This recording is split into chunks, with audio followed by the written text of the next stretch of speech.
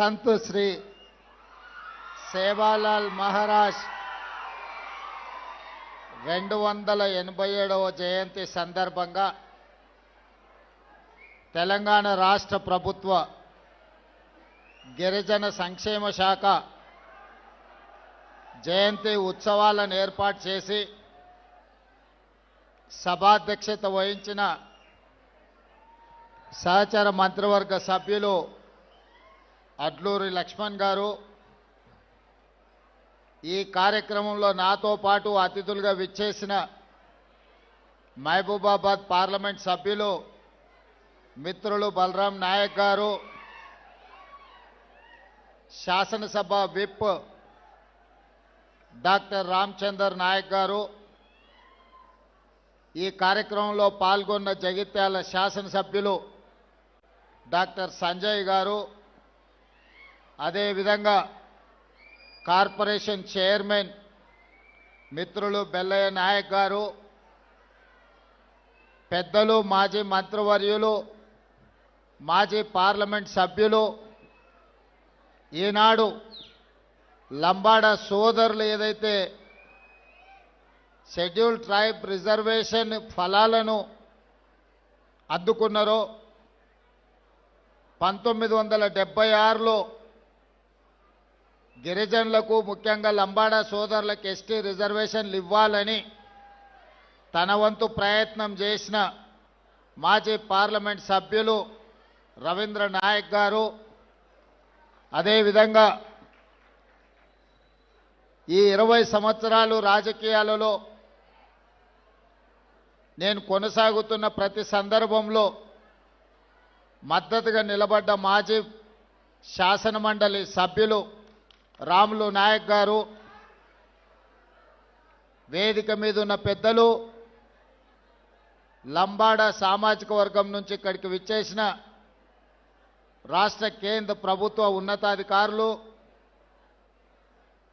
తెలంగాణ భవిష్యత్ పునర్నిర్మాణంలో భాగస్వాములై డాక్టర్లుగా, లాయర్లుగా, ఇంజనీర్లుగా, ఐఏఎస్ ఐపీఎస్లుగా మారి ఈ దేశాన్ని అభివృద్ధి పదం వైపు నడిపించడానికి విచ్చేసిన మా లంబాడ విద్యార్థులందరికీ కూడా సేవాలాల్ మహారాజ్ జయంతి శుభాకాంక్షలు నేను తెలియజేయదలుచుకున్నా.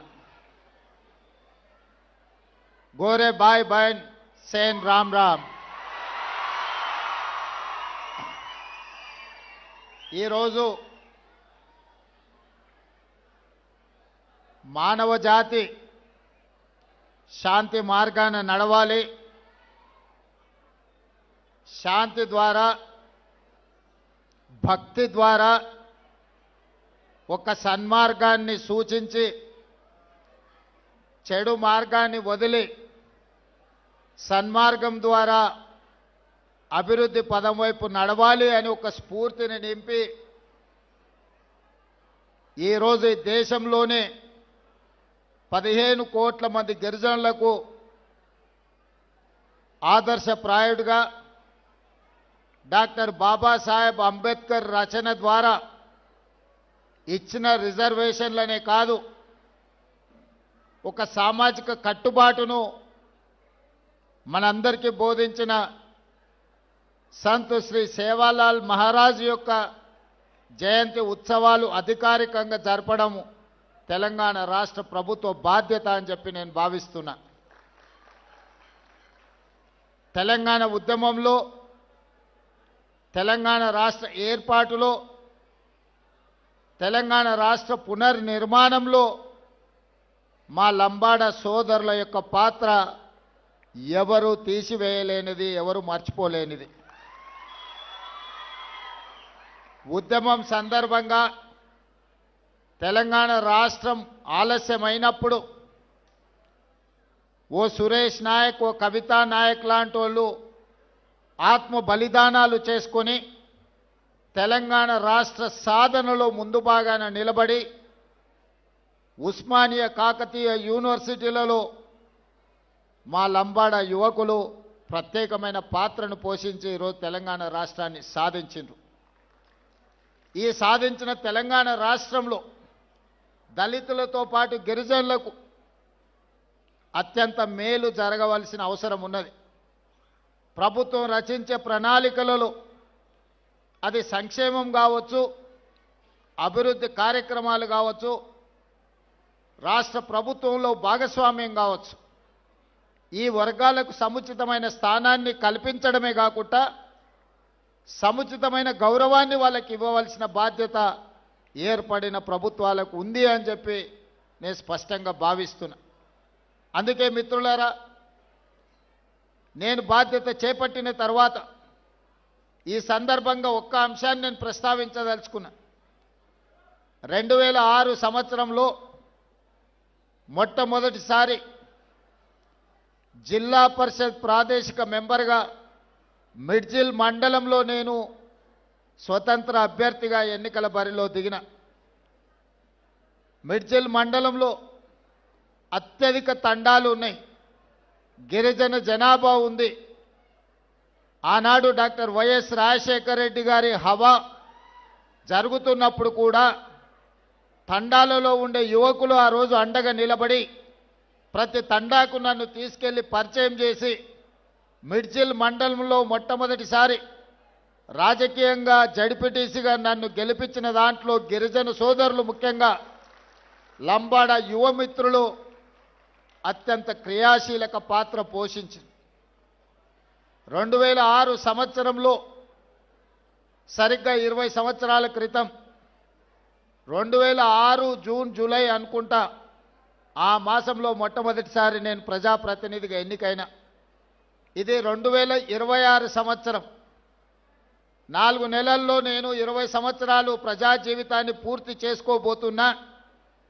ఈ 20 సంవత్సరాల రాజకీయ ప్రస్థానంలో జడ్పీటీసీగా కావచ్చు, శాసన మండలి సభ్యుడిగా కావచ్చు, 2 సార్లు శాసనసభ్యుడిగా కావచ్చు, ఒకసారి పార్లమెంట్ సభ్యుడిగా కావచ్చు, కాంగ్రెస్ పార్టీ అధ్యక్షుడిగా, ఈనాడు తెలంగాణ రాష్ట్ర ముఖ్యమంత్రిగా ఈ 20 సంవత్సరాల సుదీర్ఘమైన రాజకీయ ప్రయాణంలో ప్రతి సందర్భంలో లంబాడ సోదరులు నాకు అండగా నిలబడ్డరు.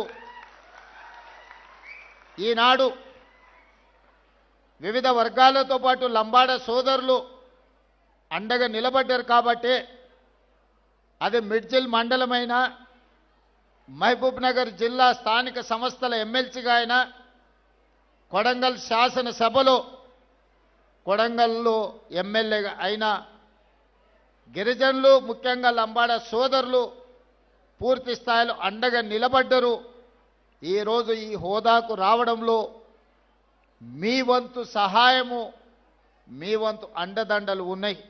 అందుకే ఈనాడు ఈ వేదిక మీద నుంచి మా మిత్రులు అడ్లూరు లక్ష్మణ్ గారికి నేను ఆదేశాలు ఇస్తున్నా. అదేవిధంగా స్పెషల్ చీఫ్ సెక్రటరీ సవ్యసాచ్ ఘోష్ గారికి నేను ఆదేశాలు ఇస్తున్నా. తెలంగాణ రాష్ట్రంలో ఉన్న అన్ని తండాలకు బీటీ రోడ్లు వెయ్యాలి అని నేను ఆదేశాలు ఇస్తున్నా. ఈనాడు మా లంబాడ యువకులు చైతన్యంతో వివిధ జిల్లాలు, వివిధ రాష్ట్రాలకు వెళ్ళి వ్యాపారాల రూపంలో ఆర్థికంగా ఎదిగినరు. తండాలో ఉన్నవాళ్ళు సైకిల్ మోటార్లు కొనుక్కున్నారు, బయటకు వచ్చిన వాళ్ళు కార్లు కొనుక్కున్నారు. సొంత ఊరికి వెళ్ళాలి అని అంటే వాళ్ళ తండాకి వెళ్ళాలి, తండలో ఉండే వాళ్ళ దాయాదులను కలవాలి అని అంటే వాళ్ళు కొనుక్కున్న సైకిల్ మోటార్ అయినా కార్ అయినా ఆ తండాలకు వెళ్ళలేని పరిస్థితి. వాళ్ళు బయట ఎంత గొప్పగా రాణించినా సొంత ఊరికెళ్ళి సొంత వాళ్ళని కలవాలనుకున్నప్పుడు రహదారులు లేని పరిస్థితి ఈరోజు మన రాష్ట్రంలో ఉంది. అందుకే స్పష్టమైన ప్రణాళికతోని నేను చీఫ్ సెక్రటరీ గారికి ఇన్స్ట్రక్షన్స్ ఇస్తున్నా.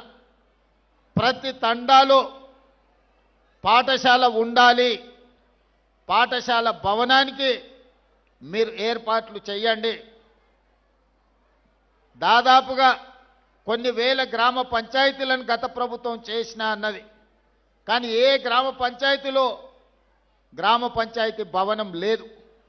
గ్రామ పంచాయతీ భవనం లేకుండా గ్రామ పంచాయతీ సర్పంచ్ ఎవరైనా గిరిజన సోదరుడే అవుతాడు. అది గూడాలు కావచ్చు, తండాలు కావచ్చు. గ్రామ పంచాయతీ లేకుండా ఏ విధంగా వాళ్ళు పరిపాలనను ముందుకు తీసుకెళ్తారు. అందుకే గిరిజన గ్రామ పంచాయతీలో రాష్ట్రంలో ఎన్నుంటే అన్ని గ్రామ పంచాయతీ భవనాలు నిర్మించడానికి మీరు ప్రణాళికలు సిద్ధం చేయండి. అదేవిధంగా ఈ గూడాలకు ఈ తండాలకు కనీసం ఒక్కటైనా బీటీ రోడ్డు ఉండాలి.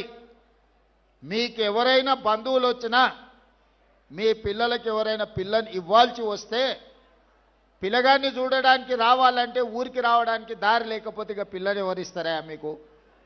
అందుకే ఖచ్చితంగా ప్రతి తండాకు రోడ్డు వేసే ప్రణాళికను ఈరోజు తీసుకోవాలి అని చెప్పి మా ట్రైబల్ సెక్రటరీ గారికి ఆదేశాలు ఇస్తున్నా.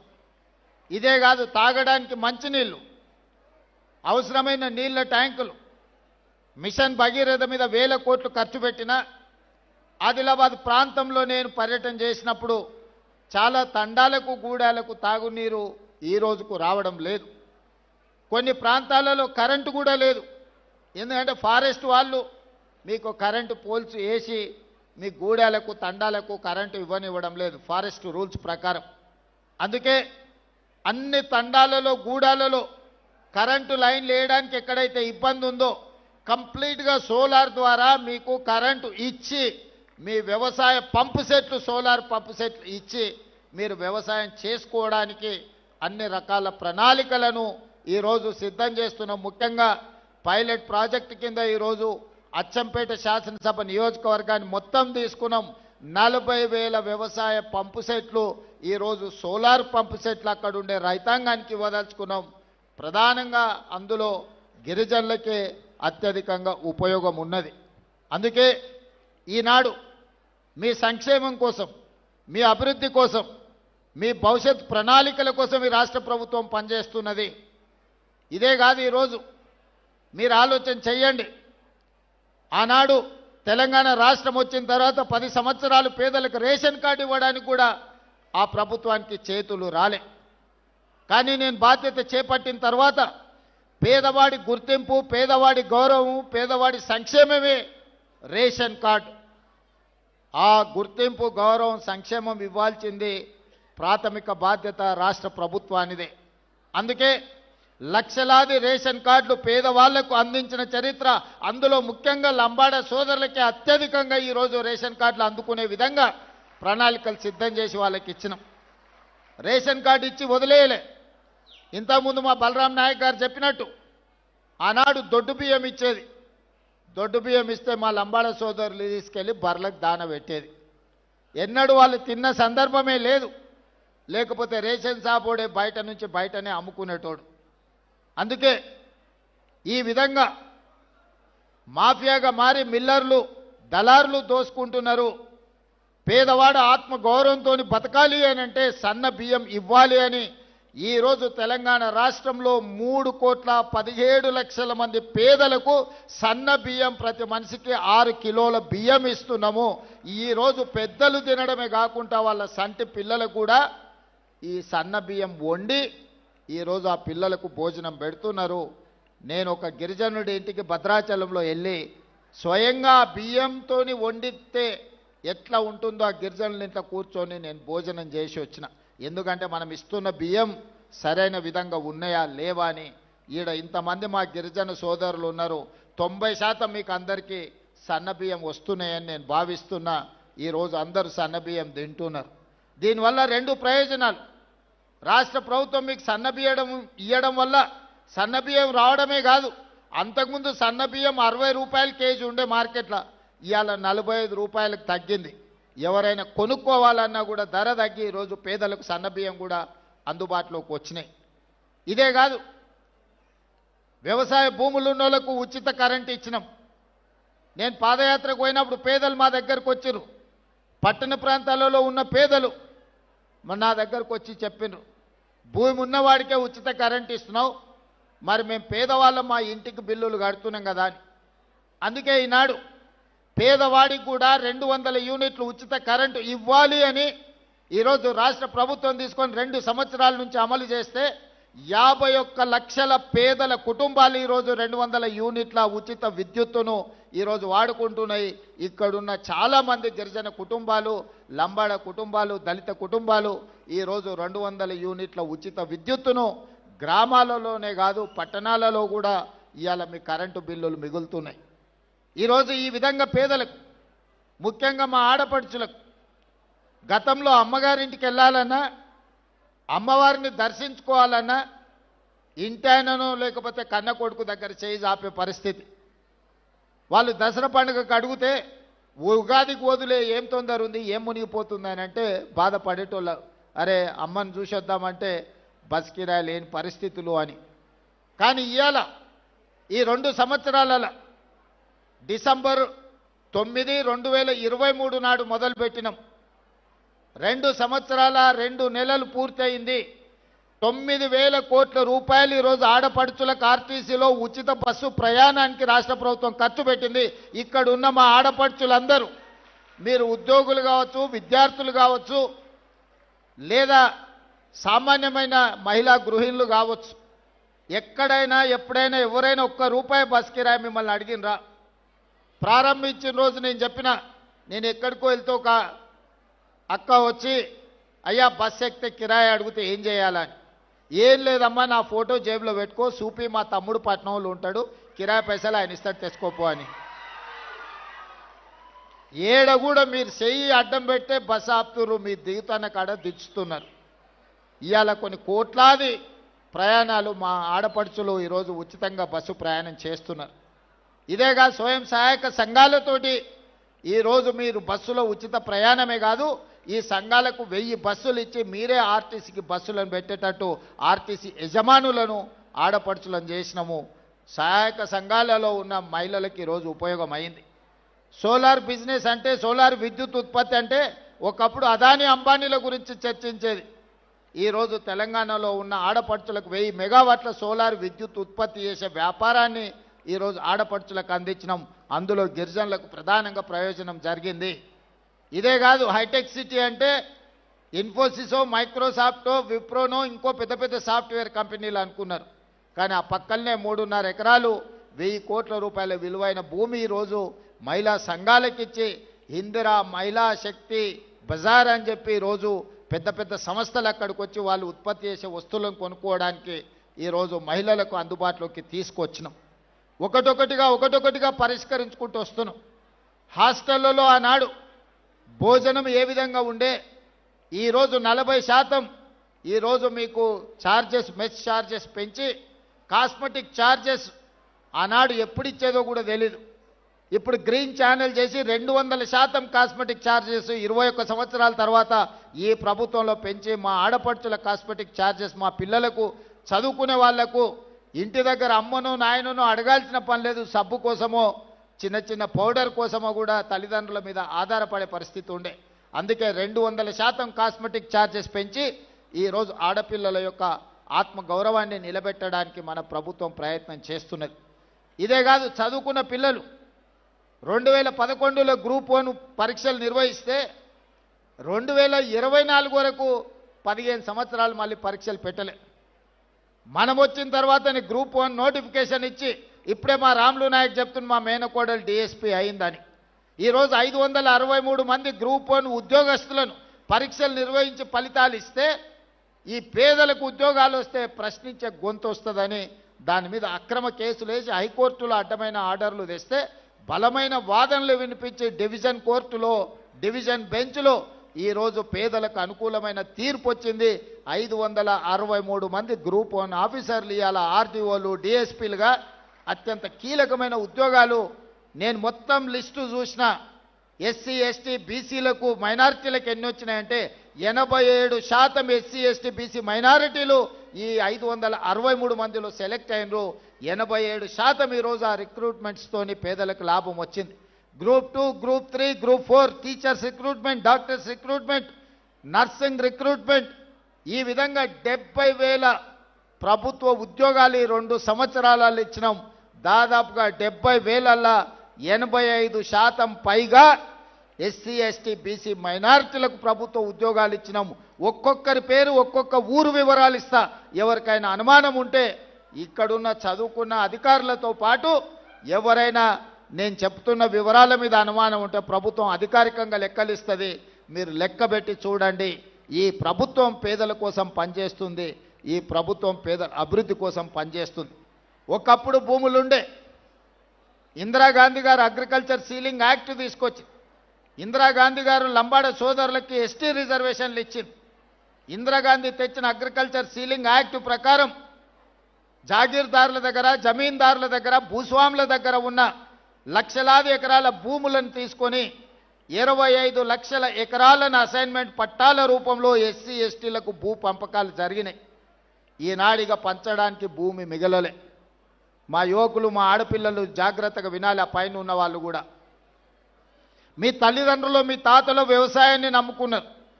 మీ తల్లిదండ్రులు, మీ తాతలు తండాలలో, గూడాలలో పేదరికాన్ని అనుభవించారు.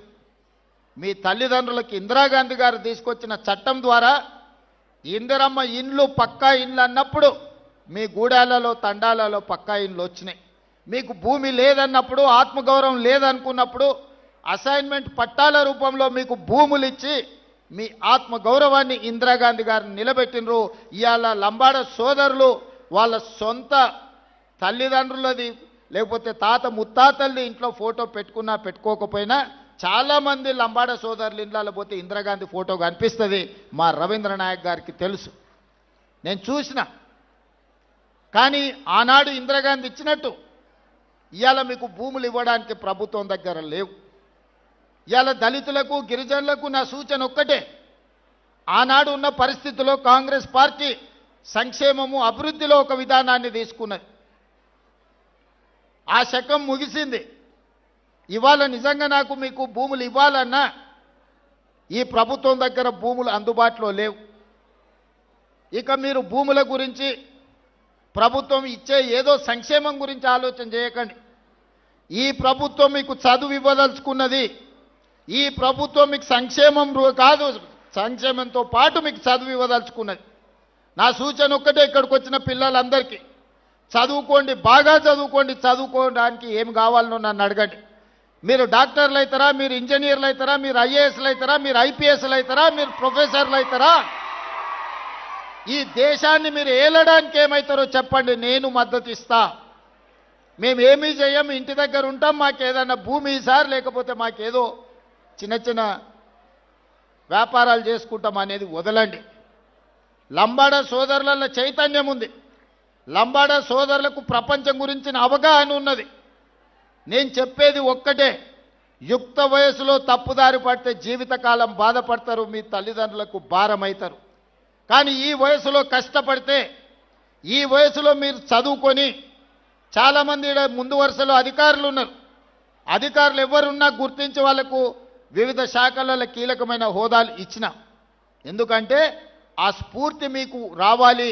అరే మా వాడు ఈఎన్సీ అయిండు, మా వాడు సింగరేణికి సిఎండి అయిండు, మా వాడు ట్రైకార్కి చైర్మన్ అయిండు, లేకపోతే మా వాడు వివిధ కార్పొరేషన్లకు చైర్మన్లు అయినరు, మా వాళ్ళు ఎమ్మెల్సీ అయినరు, ఎంపీ అయినరు అంటే చదువుకోవడం వల్ల ఈ అవకాశం వచ్చిందని భవిష్యత్ తరాలకు, ఈ యువతరానికి అవగాహన ఉండాలి అని చెప్పి మీ వాళ్లకు వివిధ అత్యంత కీలకమైన హోదాలు నేను ఇచ్చిన. అందుకే భూముల గురించి, అందించే తాత్కాలిక సంక్షేమం గురించి ఆలోచన చేయకండి. మీరు భవిష్యత్తును నిర్దిష్టంగా నిర్ణయించుకోండి. మీరు డాక్టర్ అవ్వాలనుకుంటున్నారా, మీరు ఇంజనీర్ అవ్వాలనుకుంటున్నారా, మీరు లాయర్ అవ్వాలనుకుంటున్నారా, మీరు ప్రొఫెసర్ అవ్వాలనుకుంటున్నారా, ఒక గొప్ప చార్టెడ్ అకౌంటెంట్ కావాలనుకుంటున్నారా, లేకపోతే సినిమా రంగంలో రాములు నాయక్ గారు చెప్పినట్టు గొప్ప టాలెంటెడ్ మంగ్లీలు కాదలుచుకుంటున్నారా, మీరు ఆలోచన చేసుకొని మీరు ప్రొఫెషన్ ఎన్నుకోండి. డైరెక్షన్లెస్గా ఉండకండి. నిర్దిష్టమైన ప్రణాళికను పెట్టుకోండి. దానికోసం ఈ ప్రభుత్వం 100% అండగా నిలబడుతుంది. గత ప్రభుత్వాలు చెప్పినాయి మేము ఎస్టీ హాస్టల్ ఇచ్చినాం, ఎస్సీ హాస్టల్ ఇచ్చినామని.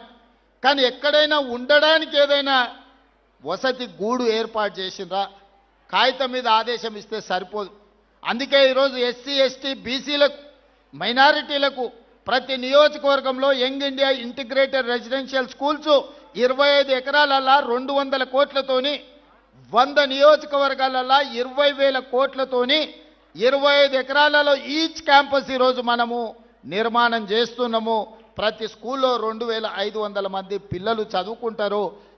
అట్లా 100 బాలురకు 100 బాలికలకు 200 young India integrated residential schools కట్టదలుచుకున్నాము.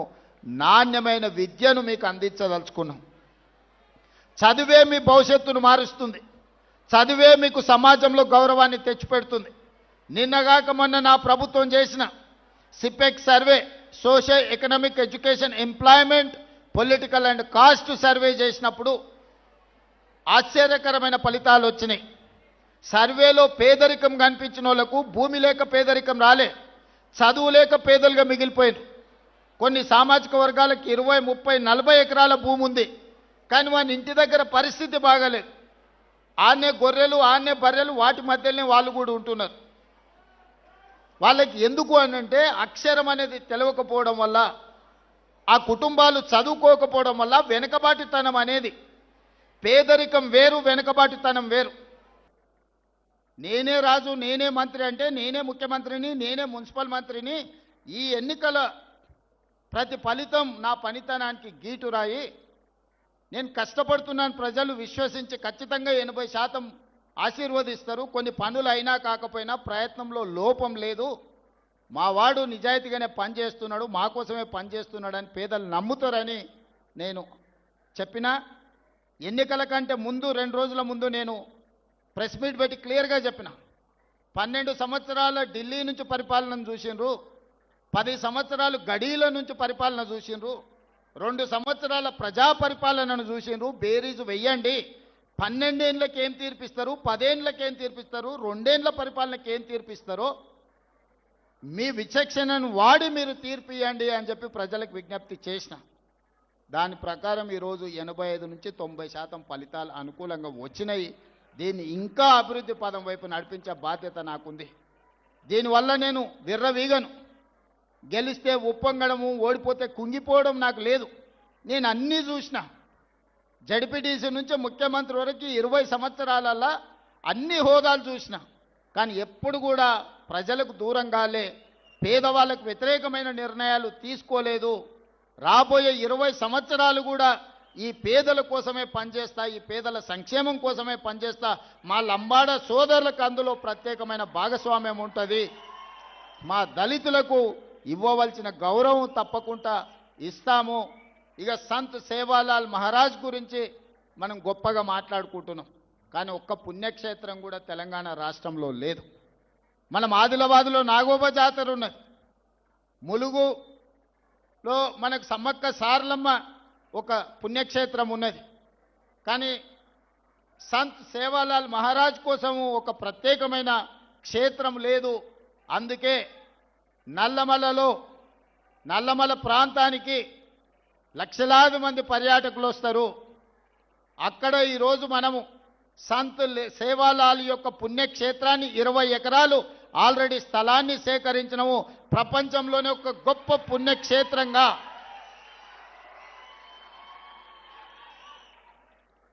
బ్రహ్మాండమైన పుణ్యక్షేత్రంగా వచ్చే సంవత్సరం ఈ తారీఖు నాటికి అక్కడే ప్రారంభించుకుంటాం, అక్కడే కార్యక్రమం చేసుకుంటాం. అచ్చంపేట నేను పుట్టి పెరిగిన ప్రాంతం, ఆ ఏరియాలో గిరిజనులకు ప్రత్యేకమైన స్థానం ఉన్నది. అందుకే సంత్ సేవాలాల్ మహారాజ్ పుణ్యక్షేత్రాన్ని ఈరోజు అచ్చంపేట అడవుల్లో ఈరోజు అక్కడికి వచ్చే మా గిరిజన సోదరులకు ఒక గొప్ప పుణ్యక్షేత్రంగా మార్చి, ఆ పైన శ్రీశైలం మల్లన్న దగ్గరికి పోయినా, నల్లమల ఫారెస్టులో రాజీవ్ గాంధీ టైగర్లను చూడడానికి పోయినా, సంత్ సేవాలాల్ మహారాజును చూడడానికి పోయినా, మీకు అందరికీ ఒక పుణ్యక్షేత్రంగా గొప్పగా ఉండాలి అని ఈ ప్రభుత్వం 100కి 100% 20 ఎకరాలల్లో అద్భుతమైన పుణ్యక్షేత్రంగా 15 కోట్ల గిరిజనులు ఈ దేశంలో ఉన్నవాళ్ళు, కానీ 40-50 దేశాలలో ఉన్నవాళ్ళు వచ్చి సందర్శించుకునే విధంగా పుణ్యక్షేత్రాన్ని డెవలప్ చేసుకుందాం. మా ఆర్ఎండ్బి అధికారులు కూడా ఇక్కడ ఉన్నారు, ఎంబడే వాళ్ళకి ఆదేశాలు ఇస్తా. నేను అక్కడ పోయి ఫీల్డ్ ఇన్స్పెక్షన్ చేసి దానికి సంబంధించిన ఆర్కిటెక్ట్స్ని కల్చర్ దెబ్బతినకుండా గిరిజన సాంప్రదాయాల పట్ల అవగాహన ఉన్నోళ్ళని కూడా ఇందులో పొందుపరచండి.